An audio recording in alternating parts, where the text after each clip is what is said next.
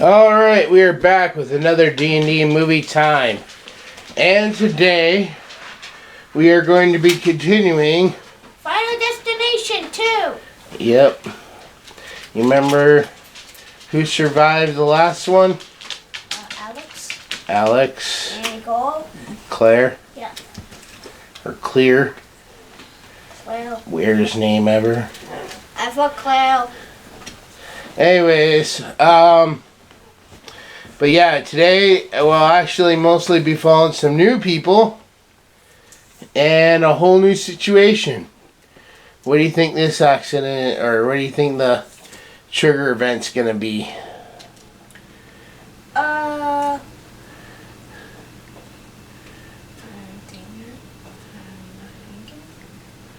Okay, so the main character is driving with other friends, like going to some sort of party, and the kid's not driving, or the main character's not driving. But then,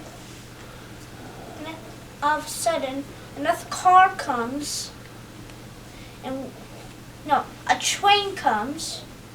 The train stops, trying to trick the viewers. But then... So this thing is going to be a car accident? Hang on. Not done yet. For some reason, the house that they're going to is in the forest. So all of a sudden, a deer comes, and the driver's like, "Oh my God, which I should have told?"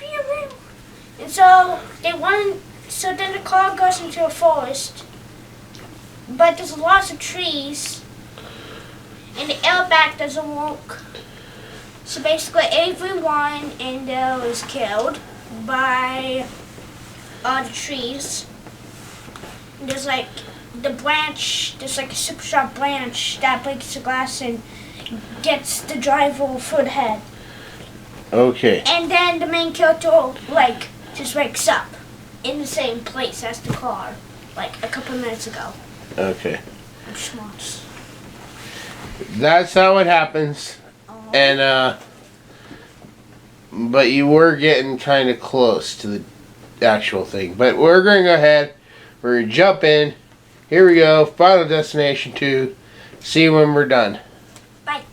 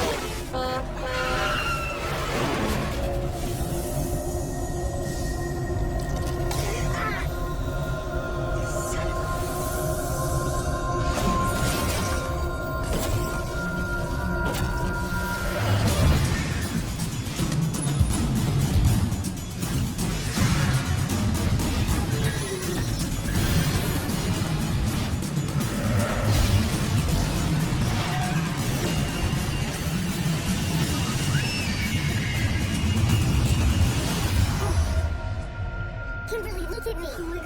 What did you see? There's gonna be a huge accident. Everybody's gonna die. Being alive after we were supposed to die caused a rift in Death's design. Which means Death could be coming for us. This really bad feeling. It's not over yet.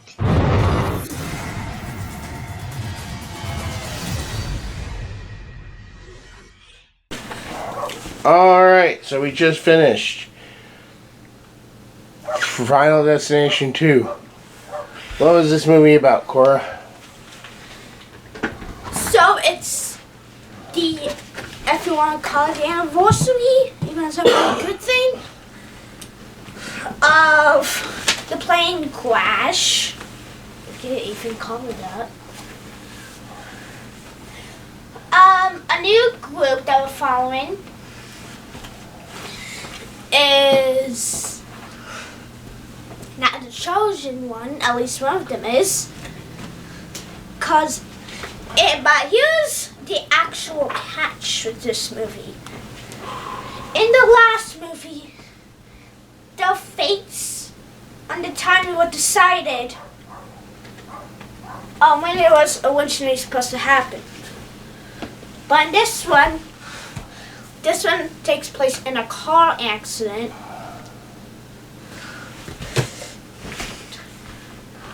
And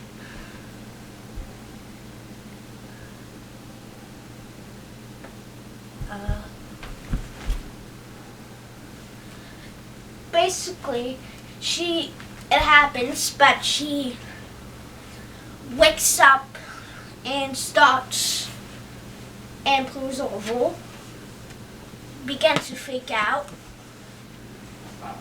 A cop shows up, but this time it happened a lot sooner.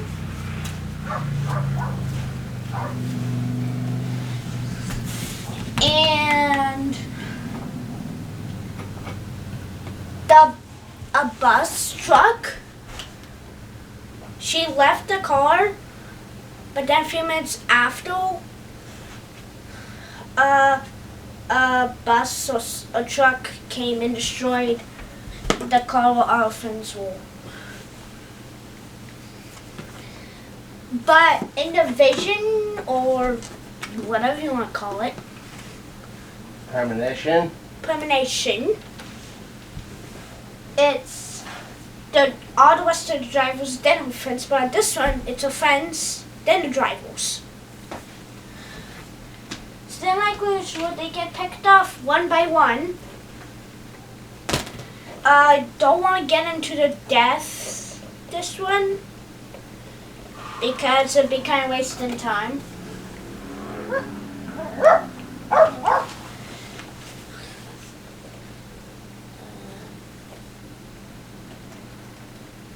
We get to see a Cleo from the last movie.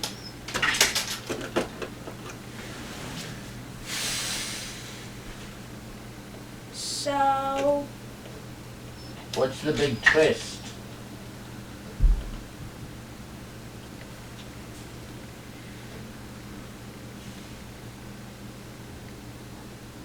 Hello? and on!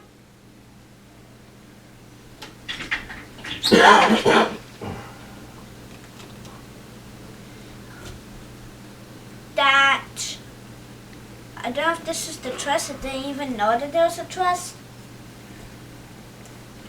But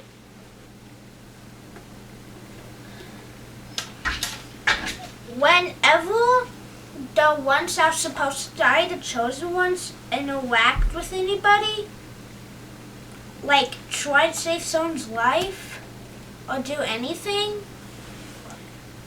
then they will just die. Because there was a boy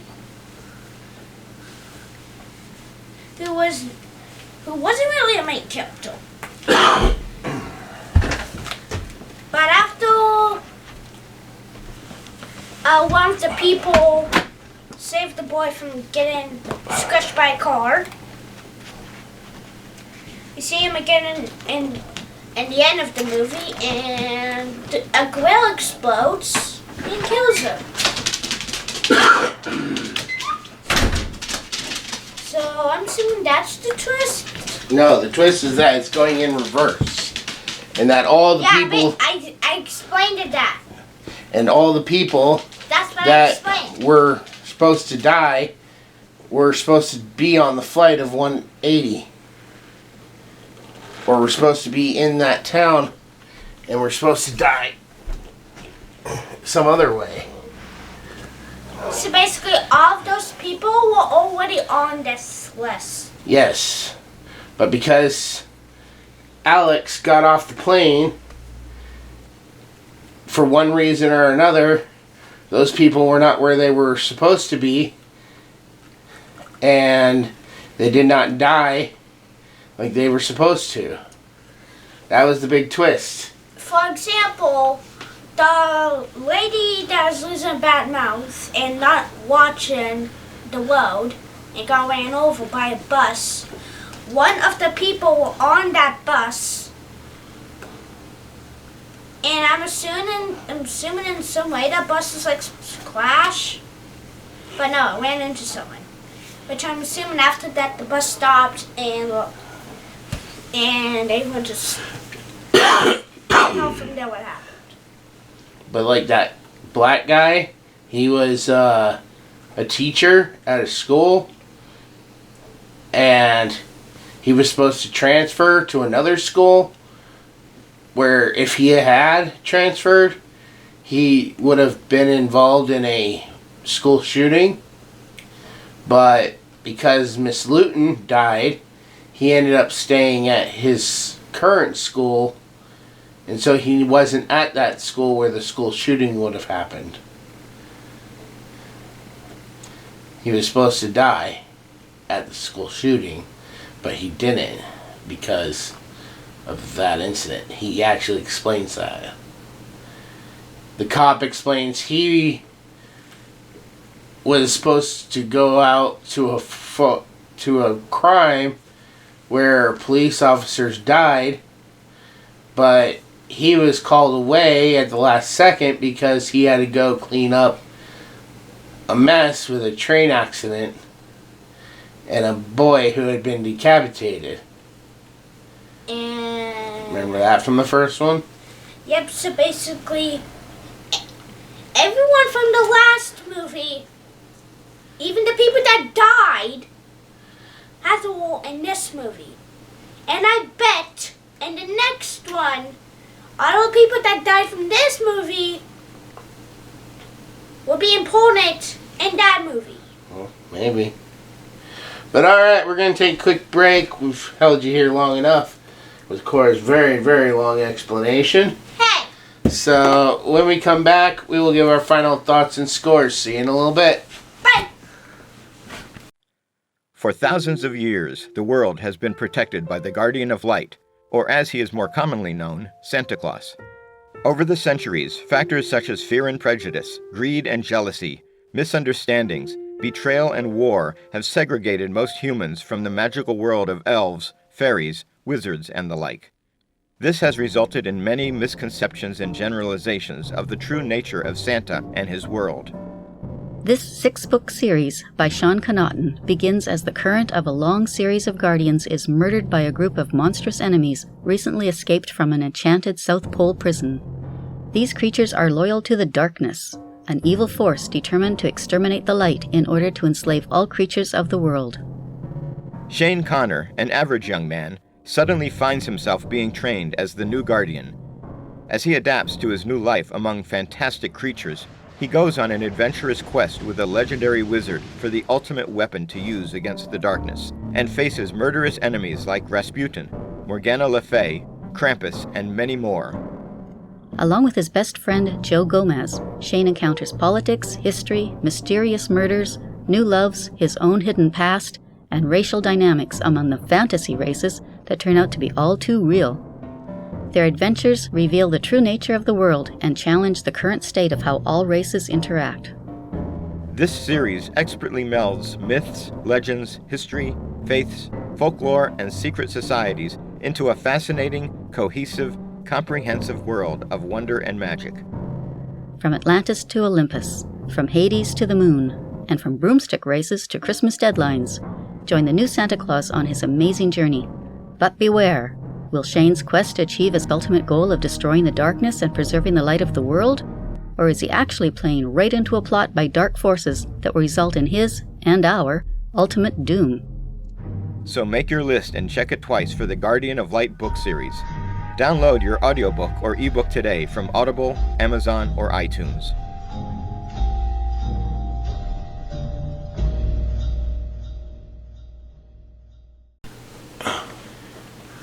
Alright, we are back. Starting with Cora, on a scale of 1 to 10, what would you give Final Destination 2? A 10 out of 10. It was pretty good.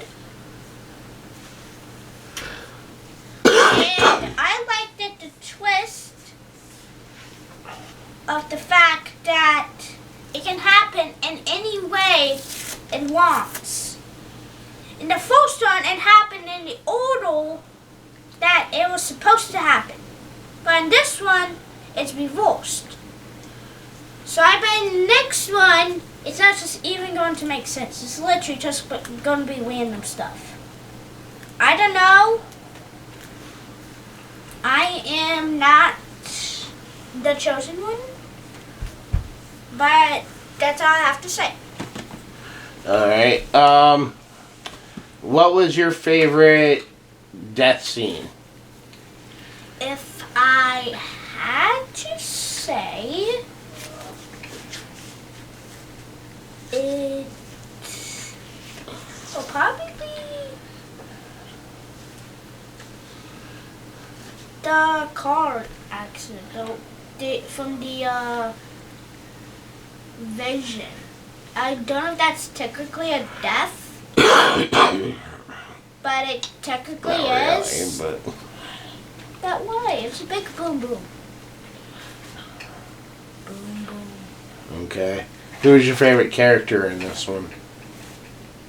Probably the goer who takes place of Alex. Yeah. Not clear since What was your least favorite death scene? Which one scared you the most? I wouldn't say this one scared me. I just had to say it was stupid. And that would have been the elevator one. Yeah. I mean, if I were to make death, my way of just ending it would be with the man who had the hooks. And and when she drops her phone, instead of her hair being caught on the hook, the hook accidentally slides her neck a bit, but she doesn't notice. But then,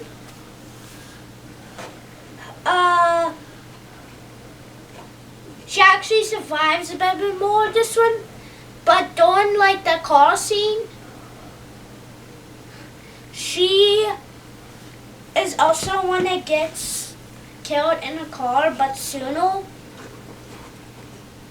There's like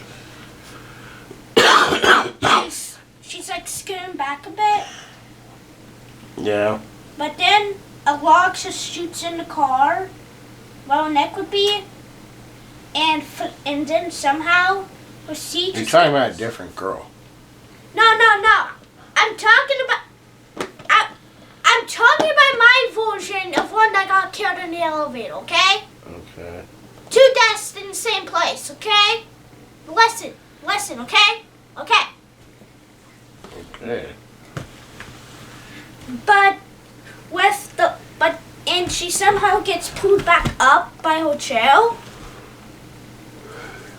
But with the little scratch from the hook that she got from the neck instead of being pulled by the hair. Now, she's literally bleeding from the neck. Anyways, alright. And I'm going to be trapped in with the ball. Moving on to my score. On a scale of 1 to 10, I'd probably give this one a 9. It's a pretty good sequel. It does tie in well with the first movie. Even though it's kind of upsetting that we didn't get to see Alex's death. It happened off screen. And it's so stupid. It's a falling brick. I don't know if Cora caught that, but that was in one of the newspaper clippings. I got it.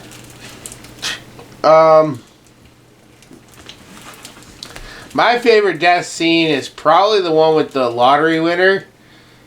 They psych you out so much with ways he's gonna die. My least favorite is probably the elevator, like Cora, it wasn't that great. It was okay, but it wasn't that great. It's most stupid and scary. I'd say the one that shocked me the most, though, was probably the one in the van when the girl has that piece of pipe sticking through the windshield, and she's trying to smoke a cigarette, and the guy's trying to use the cutter opener thing, and it just like makes the airbag go off and it explodes her head into the pipe. I was completely, that to me was equal to the bus hitting scene from the first one. So Yeah, because the bus hitting scene came out of nowhere. yeah, kind of. I mean, they did kind of tell you it was coming. He saw the reflection in the window.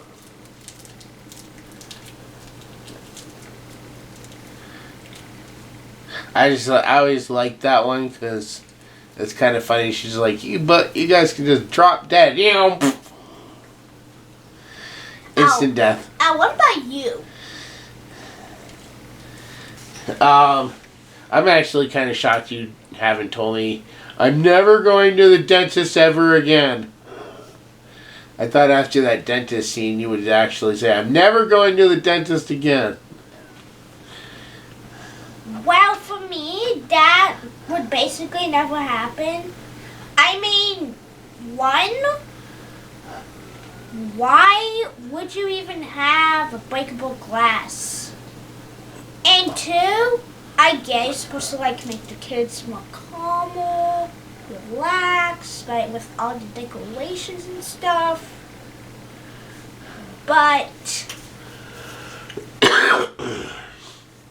just loose paint on the walls, and I'll literally have fish. Like, see that bat over there? See that bat? How's hanging on the string? I don't know if they can really see it that well. Well, if you do see it, there's still a bat up there.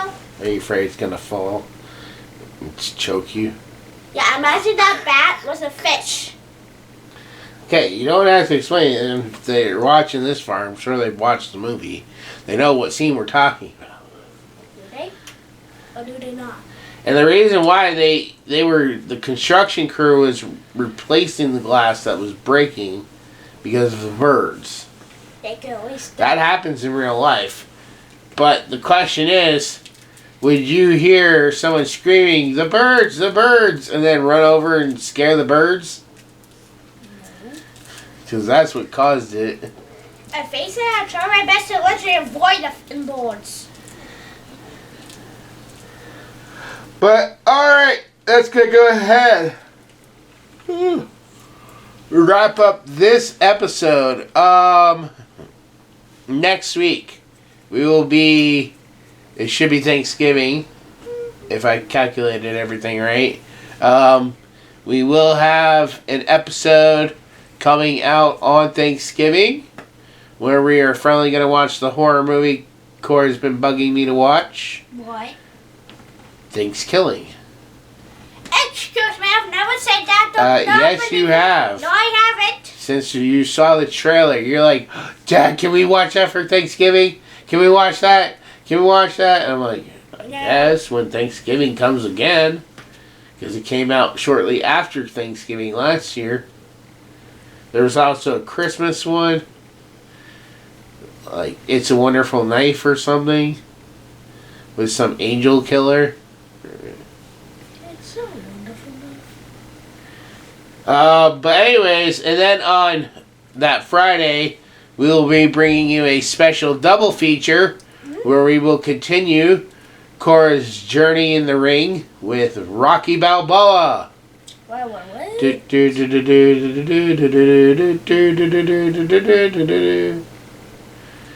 You remember Rocky? The boxer? You watched the first two last year?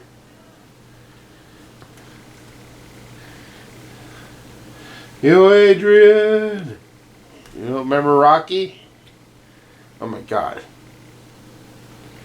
Okay, I guess I'll have to rewatch that with her before we start 3 and 4. A lot of people don't like the ones that come after. Everybody says like it peaks at 4, but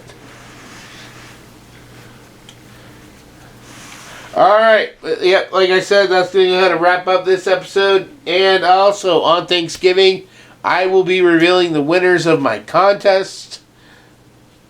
So 5 lucky winners are going to be in line to receive a free copy of book 6. If you want to be on that list, hurry up. You got 1 week, less than a week left to get those emailed to me. With that said, we will see y'all on Thanksgiving.